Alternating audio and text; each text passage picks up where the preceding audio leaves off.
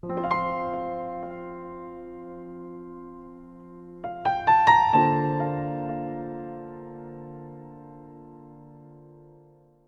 함께 사도신경으로 우리의 신앙을 하나님 앞에 고백함으로 아침 경건회를 열겠습니다. 우리 각자가 신앙을 고백하실 때 우리의 진심을 다해 고백하시기 바랍니다. 전능하사 천지를 만드신 하나님 아버지를 내가 믿사오며 그 외아들 우리 주 예수 그리스도를 믿사오니 이는 성령으로 잉태하사 동정녀 마리아에게 나시고 본디오 빌라도에게 고난을 받으사 십자가에 못 박혀 죽으시고 장사한 지 사흘 만에 죽은 자 가운데서 다시 살아나시며 하늘에 오르사 전능하신 하나님 우편에 앉아 계시다가 저리로서 산자와 죽은 자를 심판하러 오시리라. 성령을 믿사오며 거룩한 공회와 성도가 서로 교통하는 것과 죄를 사하여 주시는 것과 몸이 다시 사는 것과 영원히 사는 것을 믿사옵나이다. 아멘.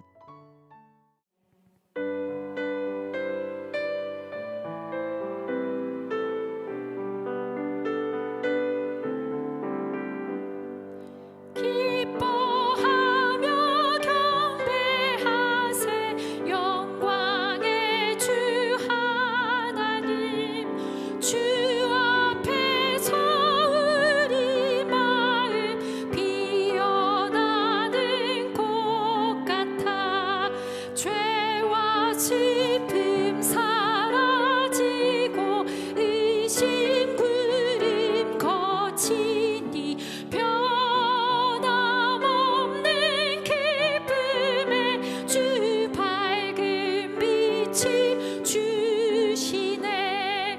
땅과 하늘 만물들이 주의 솜씨 빛내고 별과 천사 노랫소리 끊임없이 드높아 물과 숲과 산과 골짜 들판이나 바닷나 모든 만물 주의 사랑 기뻐 찬양하여라. 우리 주는 사랑이요 복의 근원이시니 삶이 깊은 샘이 되어 바다처럼 넘치네. 아버지의 사랑 안에 우리 모두 형제니 서로 사랑하게 도와주시옵소서.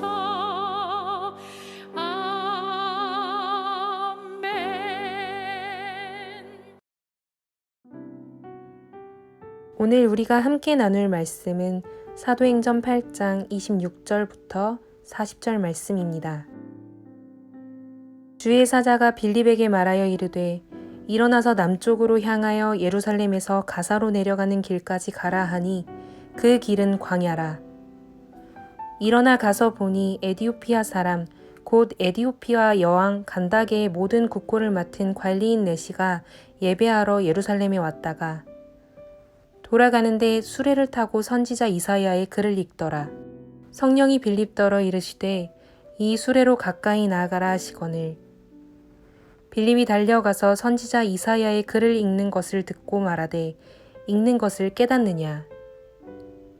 대답하되 지도해 주는 사람이 없으니 어찌 깨달을 수 있느냐 하고 빌립을 청하여 수레에 올라 같이 앉으라 하니라.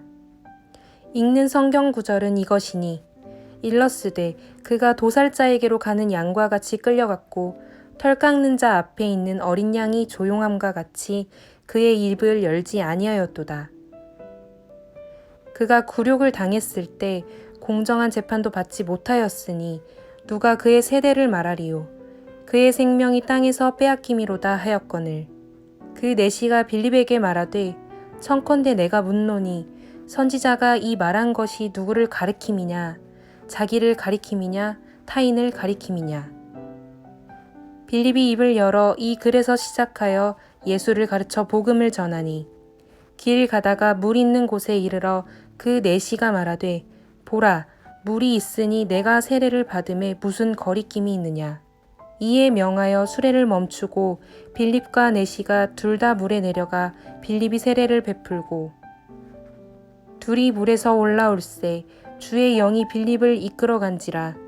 내시는 기쁘게 길을 가므로 그를 다시 보지 못하니라. 빌립은 아소도에 나타나 여러 성을 지나다니며 복음을 전하고 가이사랴에 이르니라. 아멘.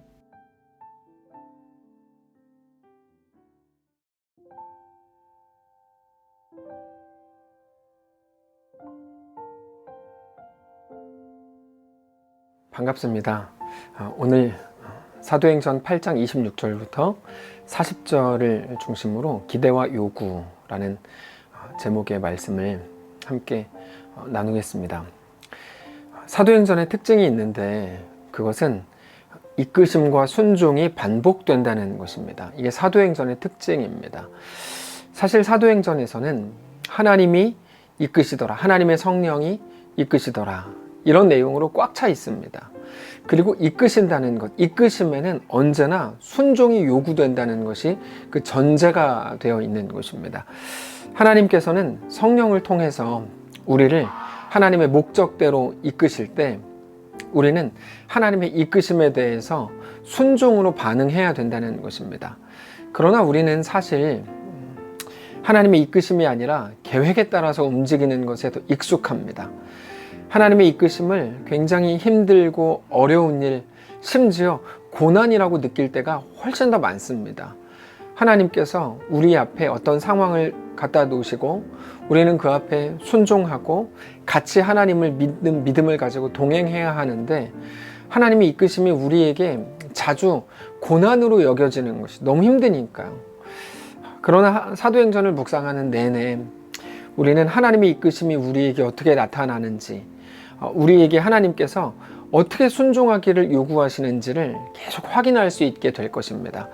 그래서 얼마 전에 나누었던 사도행전 8장 초반을 보면 그들이 박해가 심해졌을 때 흩어졌었죠. 사도를 제외한 모든 사람들이 흩어졌습니다. 그 부분을 우리가 어떤 시각으로 바라보았습니까? 하나님이 흩으셨다라고 보았죠. 하나님이 흩으신 것이 이끄심이라면 그들의 순종은 무엇이어야 했을까요? 흩어지는 것이 순종이었죠. 자, 그럼 누군가는 이렇게 질문할 겁니다. 아니, 죽지 않으려고 도망간 게 무슨 순종입니까? 따질 수 있겠죠. 그게 우리라면 그렇게 따지는 게 말이 됩니다. 그런데 그들은 달랐습니다. 그들은 흩어지는 게 더 힘든 사람들이었습니다. 그들은 어차피 예수님의 죽으심에 대해서 어떻게 하면 자기 자신을 다 내어놓을 수 있을까를 늘 고민하던 사람들이었습니다. 그래서 사도행전 2장과 4장에 반복적으로 어떤 내용들이 나옵니까? 자기들의 물건을 모두가 공유해서 사용할 수 있도록 자기 것을 내놓은 내용들이 나오죠. 그들은 그런 사람들이었습니다. 예수를 위해서 죽기를 두려워하지 않았던 사람들입니다. 어차피 죽음을 각오한 사람들이었기 때문에 마음만 먹으면 흩어지지 않는 것 그렇게 어렵지 않았습니다. 손을 꼭 잡고 같이 불구덩이로 들어가고 같이 사자굴로 들어갈 작정이었기 때문입니다. 차라리 죽지 말고 도망치라 그러는 것이 그들에게는 죽을 만큼 죽는 것보다 더 어려운 일이었을 겁니다. 그래서 그들은 그때 거기에서 흩어지기로 하는 것이 순종이었다고 말씀을 드리는 것이죠. 자, 시선을 조금만 바꾸면 이렇게 다른 것들이 보이기 시작합니다.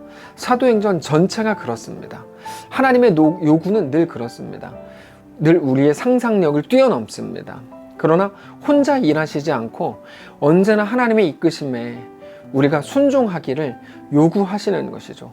그래서 저는 그리스도인들이 자기의 상식에 모든 결정들을 내어 맡기는 것에 대해서 굉장히 큰 우려를 늘 가지고 있습니다. 하나님을 자기의 상식에 제한한다면 말로는 논리적으로 만들 수 있겠지만 그것은 사도행전을 통해 하나님의 하나님 되심을 보여주시는 그 모든 역사에 비추어 볼 때 결코 맞는 것이 아닐 때가 더 많기 때문입니다. 자, 오늘 본문을 보시면 빌립이 에티오피아 내시를 만납니다. 그 사람은 높은 관리, 고관입니다. 이 사람이 조금 특이합니다. 에티오피아라는 나라가 그 당시에 하나님을 섬기는 나라가 아니었을 겁니다. 그럼에도 불구하고 이 사람은 예루살렘까지 하나님을 예배하기 위해서 먼 길을 올 만큼 열심히 특심이었습니다.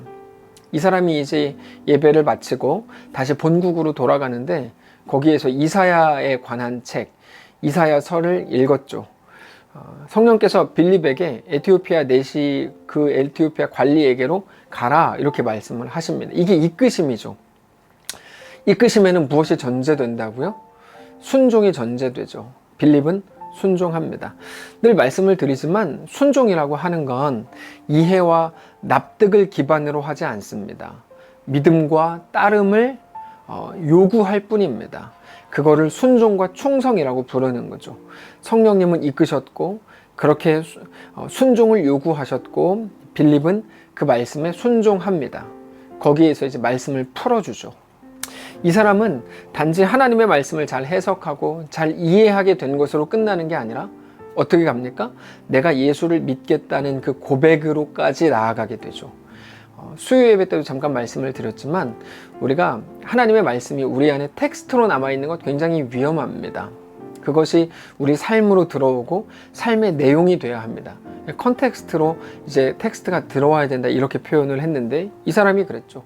하나님의 말씀이 선포됐고 단지 이제 이해시켰을 때 그것으로 끝나지 않고 자기 삶에 적용했죠. 자기가 높은 관리임에도 불구하고 세례받기로 결정하죠.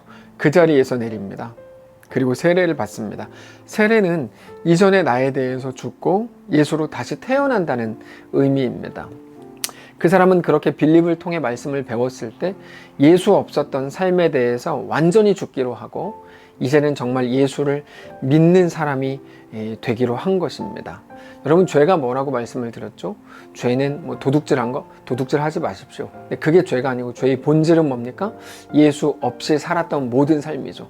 선행일 수도 있고 악행일 수도 있지만 선행이냐 악행이냐는 사람들이 평가하는 것이고 예수 없는 모든 삶, 하나님 없는 삶, 그것이 죄의 본질입니다. 회개는 무엇입니까? 예수 없는 삶에 대한 회개고 돌이킴이죠. 어떤 돌이킴이요? 예수의 삶으로, 예수의 길로, 하나님이 내 삶의 주인이신 그 삶으로 돌이키는 것이 회개죠. 이 사람이 그 결정을 하는 겁니다. 38절, 39절 한 목소리로 읽겠습니다. 시작. 이에 명하여 세례를 멈추고 빌립과 내시가 둘 다 물에 내려가 빌립이 세례를 베풀고 둘이 물에서 올라올새 주의 영이 빌립을 이끌어간지라 내시는 기쁘게 길을 가므로 그를 다시 보지 못하니라. 아주 아름다운 본문입니다. 자, 그런데 우리가 오늘 살피려고 하는 게 바로 이 부분인데 여기에 우리가 자주 빠지는 함정이 있다는 것입니다. 우리가 성령에 대한 기대라는 이름으로 이런 본문을 볼 때마다 자꾸만 제일 먼저 뭐를 보냐면 고관이라는 말을 이제 주위에서 봅니다. 이 에티오피아 사람의 직업에 관심을 갖는 거죠. 그는 고관이었다. 그는 한 나라의 모든 국고를 맡은 고관이었다라는 것에 집중합니다. 그 사실에 왜 집중을 할까요? 그 사람이 높은 사람이고 부자 사람이라는 것을 생각하면 자연스럽게 우리 머릿속에 어떤 것이 연결이 됩니까? 그 이후를 기대하게 되는 거죠. 물론 충분히 그럴듯한 기대입니다. 그는 고관이었다. 한 나라의 높은 사람이었다. 그러므로 그를 통해 또 시작될 하나님의 역사가 있을 거라고 기대하는 거죠. 아마도 이런 사람이, 이런 조건을 가진 사람이 이 일을 어떻게 더 크게 큰 역사로 이어갈까? 이런 식의 기대, 이런 식의 생각을 하는 겁니다. 그러나 잘 보시면 우리가 기대하는 그 이후가 오늘 본문의 아예 나오지 않습니다. 오히려 39절 말미에 보면 그를 다시 보지 못하니라 이렇게 되어 있습니다. 그러면서 빌립과 그 고관이 서로 다시 만나지 못했다고 말씀합니다. 우리가 예상하는 기대가 더 이상 없었다는 거죠. 우리가 자연스럽게 고관, 부자 사람이라는 말과 연결지어 생각하려고 하는 그 뒷이야기가 없다는 거예요. 우리의 예상을 깨는 거죠. 높은 사람, 부자 사람과 연결될 만한 그 이후가 없는 것을 보여주면서 무엇을 말씀하시는 걸까요? 우리에게도 너의 그 이후가 아니라 오늘의 무언가를 통한 내일이 아니라 우리의 오늘이 가장 중요하다고 말씀을 하시는 겁니다. 많은 사람들이 늘 이야기하듯이 영향력 있는 사람이 예수를 믿어야 된다. 박지성이 예수를 믿어야 된다. 이런 이야기들 많이 하죠. 김연아가 예수를 믿어야 한다. 그들의 인생을 위해서 그들이 예수를 믿어야죠.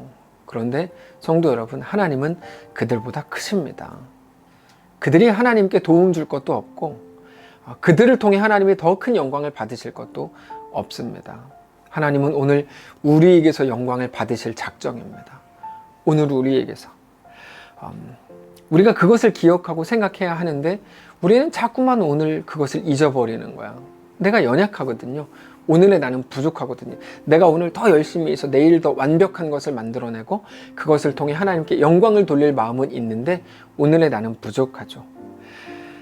우리는 자주 이 땅에 속한 우리의 기대에 우리의 에너지를 쏟습니다. 그래서 기대가 이루어지지 않는 것 같으면 금방 내 실망을 합니다. 그러나 우리는 오늘 우리를 향한 하나님의 요구에 대해 정확히 알아야 합니다. 김명선 씨 말씀드린 거 기억하실 겁니다. 시선이라는 찬양을 썼던 김명선 씨. 그는 계속 기대했던 것이 내일이었죠. 내일, 그 이후. 열심히 기도하고 남편의 병이 나서 죽을 병이 사는 일로 바뀐 그 이후를 기대했죠. 근데 하나님은 그것을 통해 영광 받으실 생각이 아니었고 무엇이었습니까? 아픈 오늘, 죽어가는 오늘을 통해서 영광 받으실 작정이셨죠. 우리에게 대한 하나님의 요구는, 사랑하는 성도 여러분, 이 땅에 속한 것이 아니라 바로 오늘이라는 것을 알아야 합니다. 근데 재미있는 거는 우리의 오늘이 영원에 관한 것이고 우리의 지금이 바로 하나님 나라에 속한 것이라는 사실입니다. 무슨 말인가 하면 하나님이 우리에게 요구하시는 것은 더 완벽한 내일이 아니라 바로 오늘, 우리의 오늘의 날이기 때문입니다. 우리는 매일의 삶을 통해서 예수를 닮아가고 하나님께 더 가까이 나아가고 있는 중입니다. 근데 매일 내일을 위해 오늘을 버리라는 식으로 생각을 하면 그거는 틀린 말이 됩니다. 우리 인생은 내일을 위한 수단이나 소모품이 아니기 때문입니다. 하나님은 언제나 우리의 오늘, 지금의 삶을 우리 목적과 내용으로 삼기를 원하십니다. 그래서 기독교에 있어서 가장 중요한 개념은 고난인 것입니다. 우리는 고난을 헤쳐나가면 그 이후에 영광이 있고 그 이후에 하나님을 찬양할 수 있다고 생각하는데 그렇지 않습니다. 우리로 하여금 걷게 하신 오늘, 이 고난 한가운데에서 하나님은 우리의 신앙의 내용이 담기길 원하고 우리의 신앙의 목적이 거기 있다고 말씀을 하시는 것이죠. 사랑하는 성도 여러분, 오늘의 삶이 부끄러우십니까? 너무 부족해서 드릴 게 하나도 없으십니까? 우리가 만들어 놓은 오늘보다 내일이 더 막 찬란하고 더 영광스러울 거라고 생각해서 오늘을 잠시 접어두고 내일을 향해 나가고 계십니까? 하나님은 그렇게 생각하시지 않고 그것을 요구하시지 않습니다. 하나님은 우리의 오늘을 원하시고 요구하실 뿐입니다. 내 모습 이대로 사랑하시네. 연약함 그대로 사랑하시네. 나의 모든 발걸음 주가 하시나니 나를 인도하소서라는 우리가 즐겨 부르는 찬양이 있습니다. 그 찬양이 성도 여러분, 오늘 우리의 고백이 되시기를 바라고 정말로 우리의 믿음이 되시기를 바랍니다. 그렇게 우리의 오늘, 우리의 지금을 주님께 내어드리는, 그러면서도 하나님이 연약한 나를 받으신다는 사실 때문에 또 감격하고 기뻐하고 만족한 거룩한 오늘 되시기를 주님 이름으로 축복합니다. 잠시 기도하겠습니다. 하나님, 우리의 오늘이 세상적으로 연약할지라도 우리를 오늘 받으시고 사랑하시기로 작정하시고 약속하신 하나님으로 인하여 만족합니다. 오늘의 나도 받으시는 하나님 때문에 기뻐합니다. 우리가 어디 있든지 무엇을 하든지 하나님의 영광 가운데 거하게 하시고 예수의 길로 걷는 사랑하는 모든 성도들 되게 하옵소서. 내일이라는 우리의 기대, 그 함정에 빠지지 않게 하시고 연약한 지금, 고난과 곤고함 속에 있는 지금 하나님을 뜨겁게 사랑하고 주님을 신뢰하는 사랑하는 모든 성도들 되게 하옵소서. 감사드리며 살아계신 예수님의 이름으로 기도합니다. 아멘. 자, 저는 잘 도착을 했고, 그리고 아마 말씀을 나누는 중에 좀 밖에서 계속 공사 중입니다. 그래서 계속 공사하고 있는 그것 때문에 소음이 조금 들릴 수 있는데 그 부분에 대해서 양해해 주시기를 부탁드립니다.